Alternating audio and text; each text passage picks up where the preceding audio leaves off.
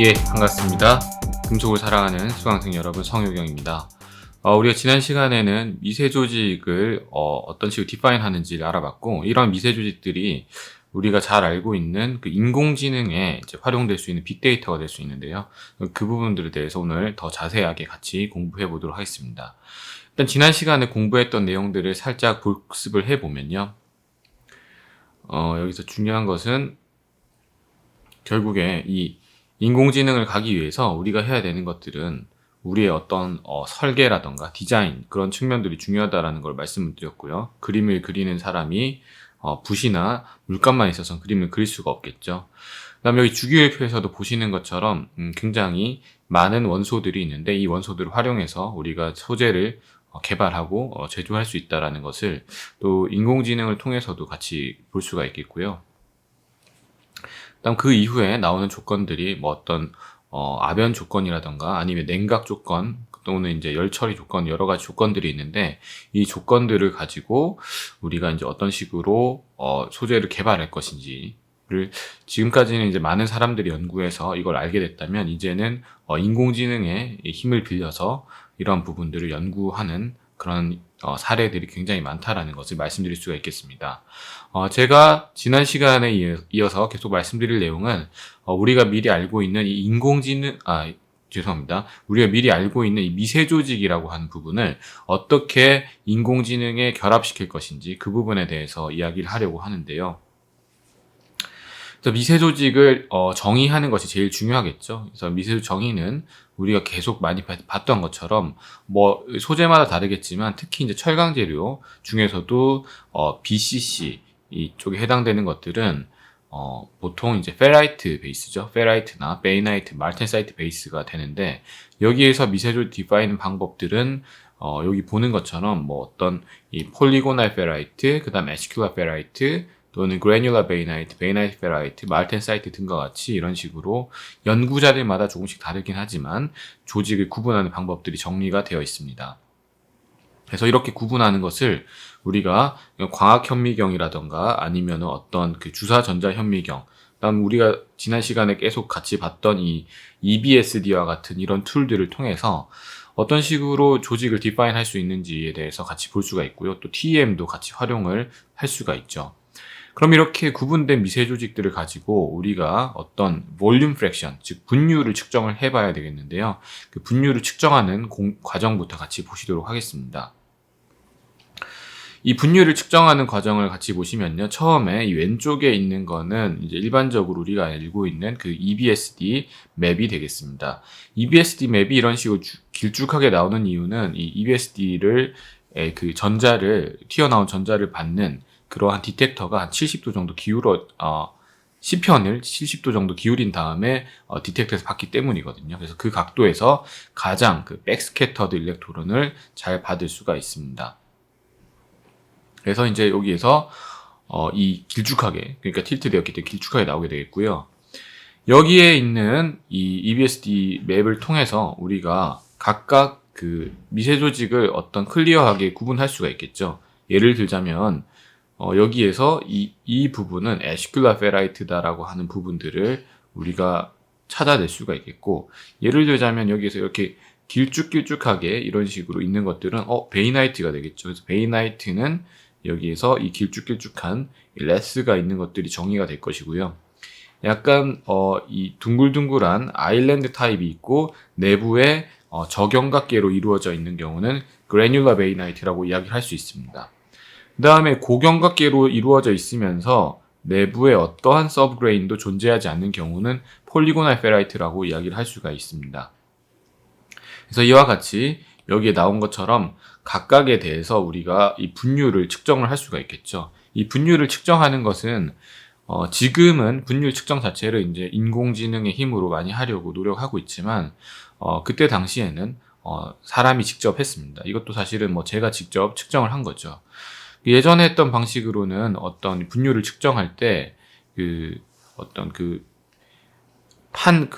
이런 그림을 그려놓고요. 그림이 그려져 있는 상태에서 그 OHP 필름 같은 거 있죠. 그런 것들을 놓고 이제 거기에다가 사인펜 같은 걸로 칠해서 이렇게 이제 한 거죠. 그래서 색깔도 칠하고 이걸 나중에 스캐닝을 해서 뭐 그렇게 보고 그렇게 했는데, 사실은 최근에는 이제 뭐 그렇게까지는 하지 않고 여기에서 이제 우리가 프로그램들이 있습니다. 그래서 여기에 어떤 이런 부분들을 선택할 수 있는 툴들이 있기 때문에 이렇게 하나하나 이렇게 선택을 해서 요 이미지를 다시 분율로 환산하는 그런 과정들을 우리가 진행을 하고 있습니다. 그래서 이렇게 측정된 분율들이 굉장히 많이 있을 텐데요. 이 분율들을 가지고 어떤 식으로 인공지능과 결합하여서 기계적 특성을 예측하는지 같이 보시도록 하겠습니다. 자, 그럼 먼저 우리가 이해해야 될 것은 여기에 있는 이 바나나 그래프를 이해를 해야 되겠는데요. 이 바나나 그래프라고 하는 것은 철강에서 굉장히 중요한 그래프입니다.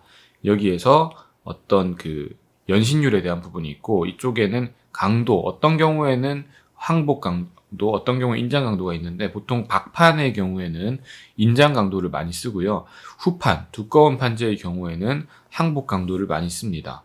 저는 이제 라인 파이프 강에 대해서 했기 때문에 이 항복 강도를 여기 나타냈죠. 그래서 바나나 그래프에 잘 아시는 것처럼 보통 뭐 요즘에는 뭐 나중에 여러분들 배우겠지만 뭐 트윕 스틸이라고 해서 거의 이 영역을 차지할 수 있는 그러한 철강 소재들이 다 개발돼서 사실상 이 필드가 거의 다 꽉 채워졌다라고 볼 수가 있는데, 그런 세상은 이 오세나이트에서만 가능한 거죠. 예를 들자면은 한 뭐 이 정도 되는 굉장히 높은 영역은 이 오세나이트에서는 가능한데, 이 기지 조직이 페라이트인 상황에서는 저 영역으로 갈 수가 없고, 한 여기에 있는 이 정도 영역에서밖에 끝날 수밖에 없습니다. 그래서 보통 이런 형상으로 생긴 게 우리가 바나나 같다고 해서 바나나 그래프라고 하는데요.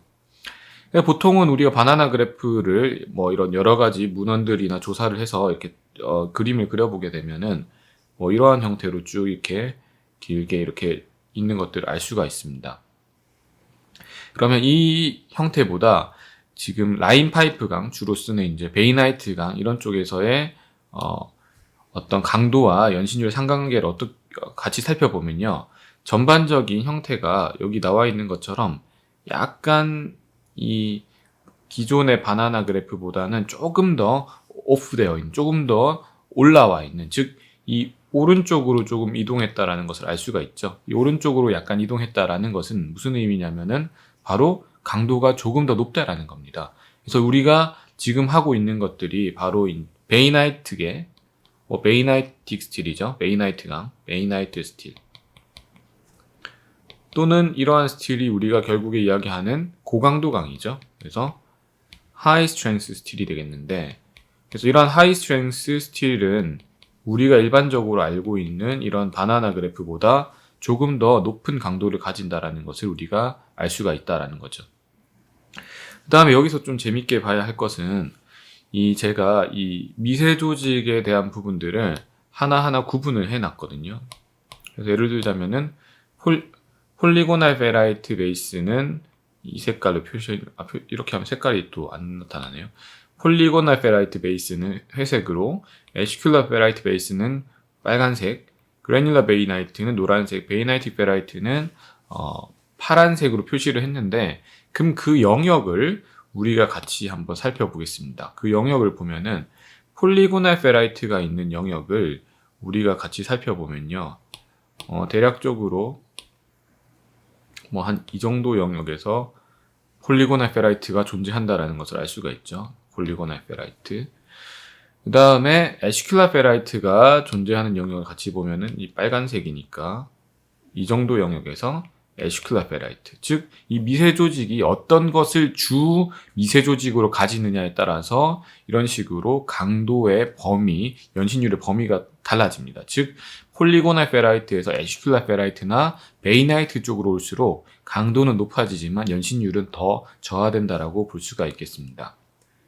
그 다음에 그래뉼러 베이나이트 보시면요, 뭐 한 요 정도에 있는 그래뉼러 베이나이트 베이스들은 양이 많지 않은 게, 사실은 그래뉼러 베이나이트를 많이 만들면 우리 저온 인성이 저하되기 때문에 사실은 우리가 원하지 않는 조직이거든요. 그래서 이런 부분들은 모수는 많지는 않습니다.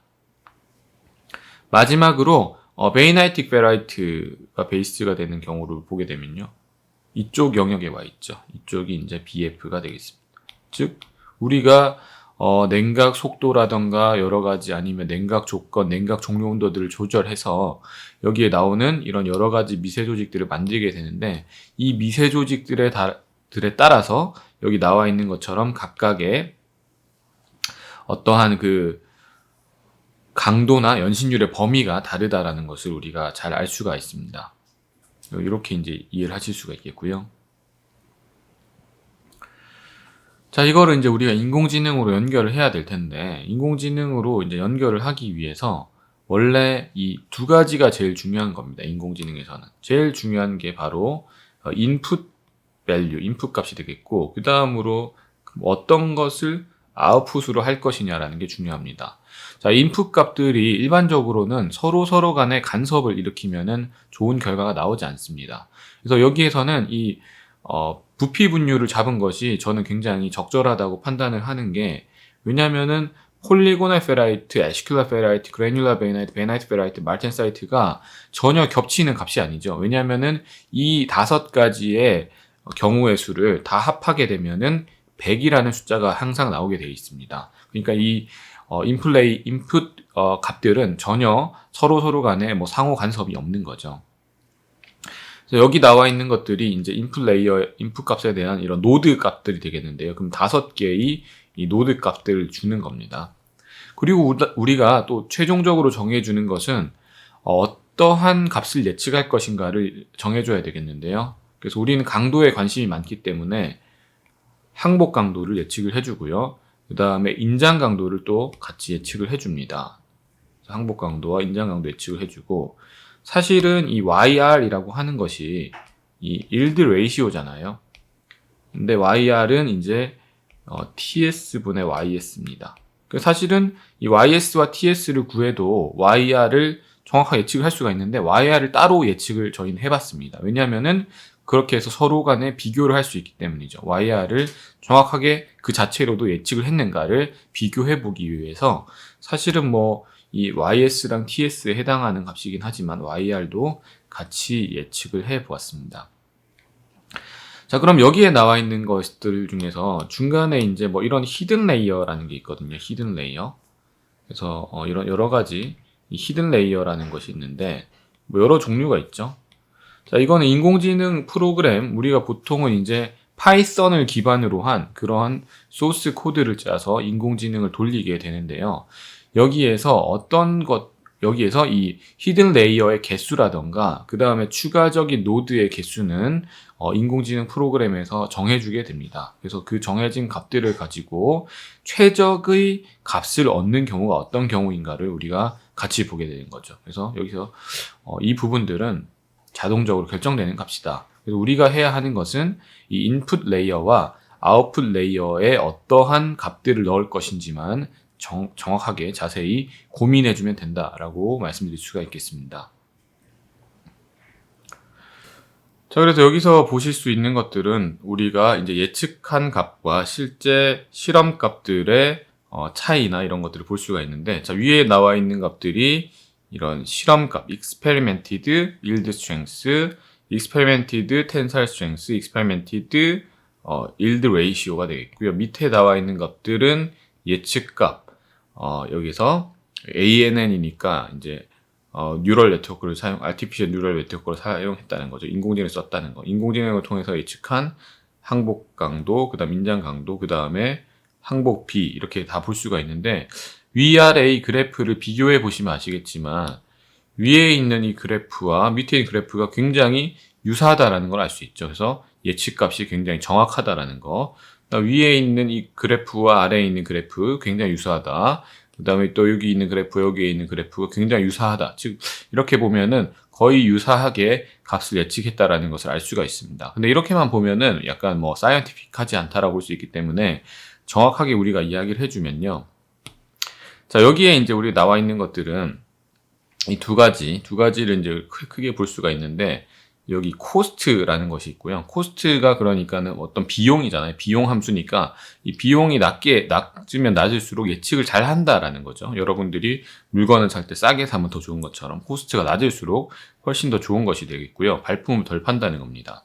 그래서 F치라는 거는 학습을 한 횟수가 되겠습니다. 학습을 많이 했고 여러분들에게 그래서 여기에서 F치라고 하는 것이 여기서 뭐 이게 10이다. 그러면 여러분들한테 공부를 10번 하라는 거죠. 그래서 뭐 교과서 같은 거 하나 주고 뭐 고등학생 때라면은 뭐 저희 때는 정석 공통 수학의 정석 뭐 공부하고 뭐 실력 정석이니 기본 정석 이런 거 공부했었는데 그런 거 10번 보라랑 같은 거죠. 그래서 10번 풀면 사실 되게 잘 알 수가 있거든요. 근데 인공지능은 10번에 그치지 않고 공부를 얼마나 많이 하냐면요. 100번도 하고 1000번도 합니다. 그래서 똑같은 책을 1000번 본다는 그런 것처럼 열심히 공부하는 거죠.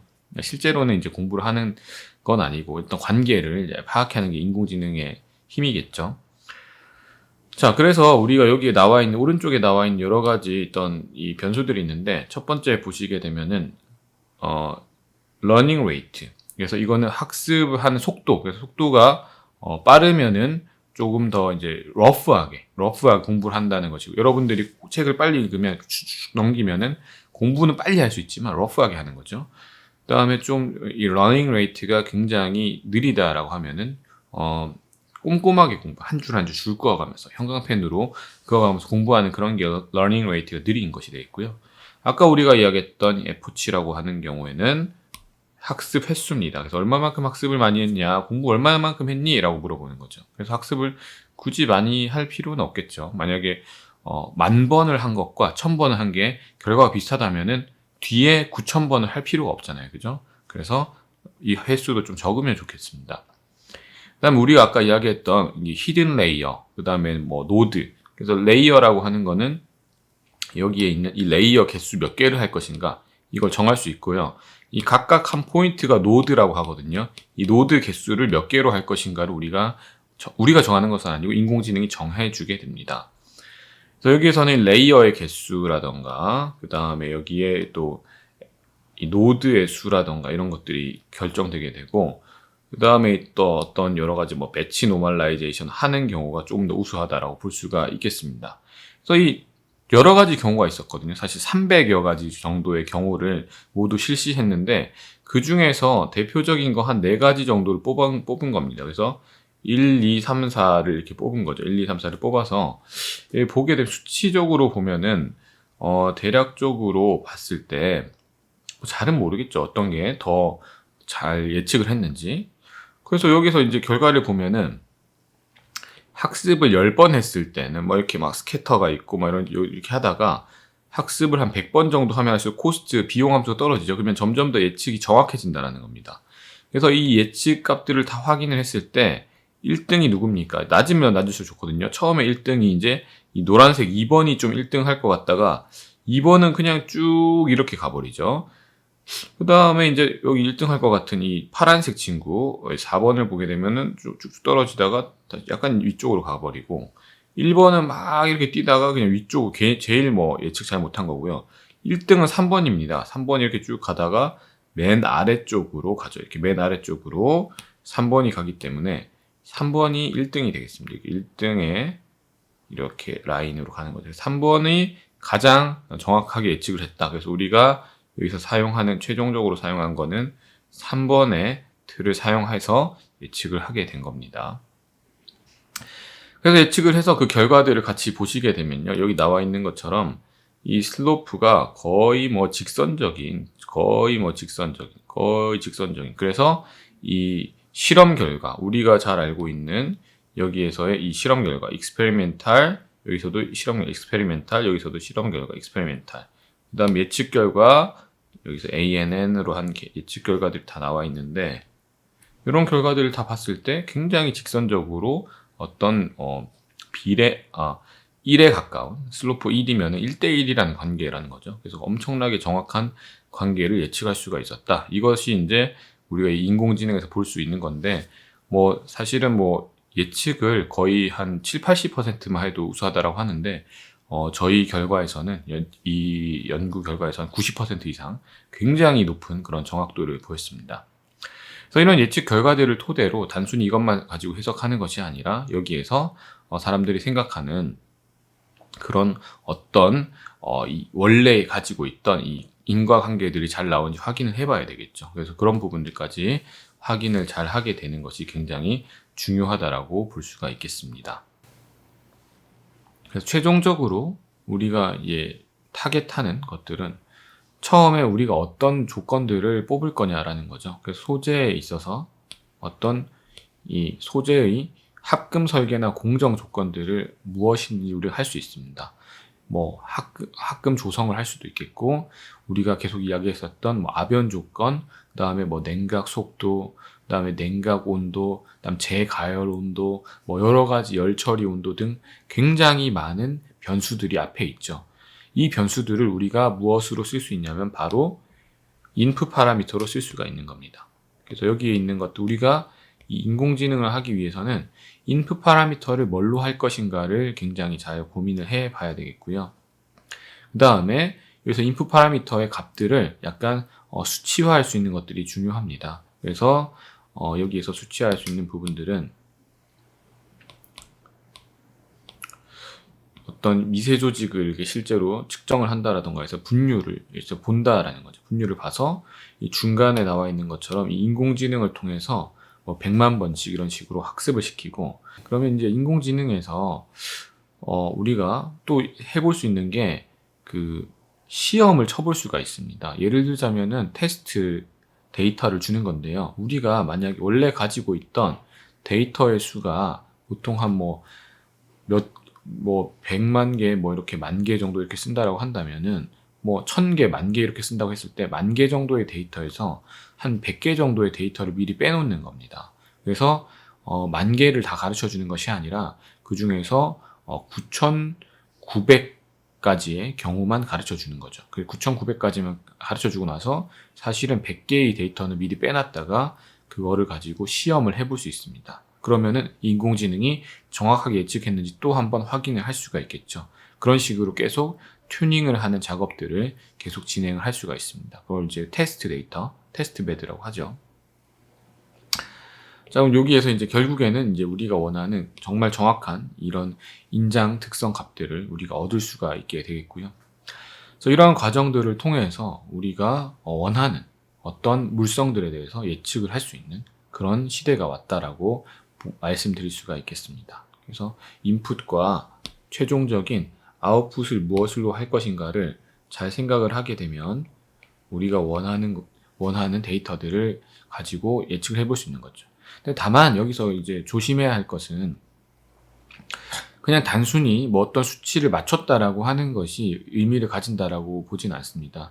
제가 이야기하고 싶은 거는 사람들이 예측했던 그런 이야기들 있죠. 예를 들자면은 베이나이틱 페라이트나 마르텐사이트의 분율이 높아지면 강도가 높아진다라는 것들을 사람들이 예상을 했었죠. 그래서 그런 것들을 가지고 이 데이터들이 나오고 논문도 나오고 고찰이 진행이 되었는데, 근데 이러한 것들이 사실은 이 사람들이 수많은 데이터를 가지고 한 게 아니기 때문에 몇 개의 데이터에서 도출된 결과들이 되겠습니다.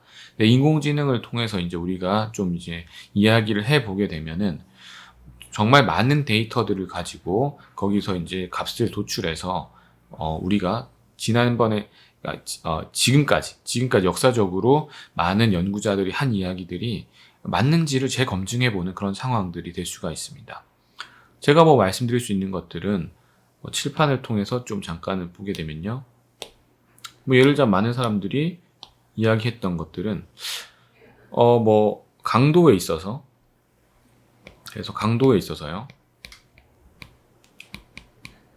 강도를 형성시키기 위해서는 베이나이트 페라이트나 마르텐사이트의 분율이 높아지면 강도도 높아진다라는 이야기들을 했죠. 그게 맞는지 확인해 볼 수 있고.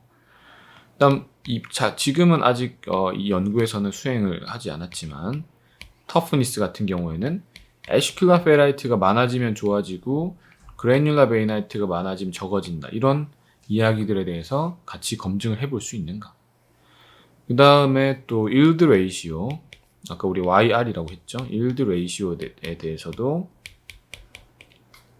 우리가 보통은 마르텐사이트, MA라고 하는 것이 많아지면은 일드 레이시오가 보통은 낮아지죠.